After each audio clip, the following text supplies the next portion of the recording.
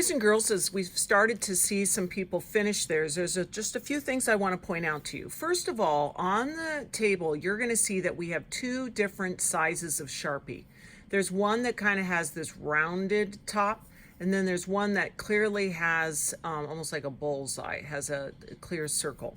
The one that has a circle on the top is a fine tip. That's one that if I wanted to come here and add some tiny details to my mountains, you'll see that it's very thin. The one that's kind of curved on the top up here, that's going to be a wider tip. And so if I wanted to put a wider line right there, I could do that. Please be mindful when you're drawing that you're alternating using these, using the fine one when you need to have something that's super detailed, and the thicker one when you really want something to stand out. Here, this one is by Lana, and I want us just to look at a few things. Even though she made her name kind of more interesting with the letters, I can still read it. And I can even read what her name means: shining, light, precious.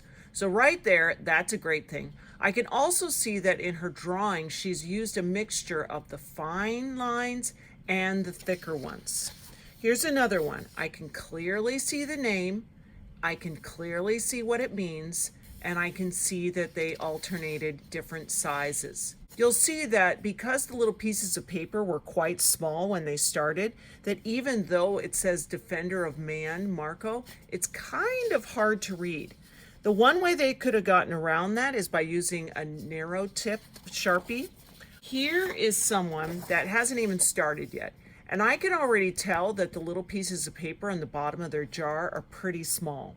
If this person is already concerned and thinking, there is no way I'm going to be able to write my name and the meaning of my name in that little spot, I have these empty name stickers. If I take this empty name sticker, we could put one right here and put one right here, and then take the Sharpie, draw around the outside edge of that label, and then just like that, he now has a much bigger area to work with.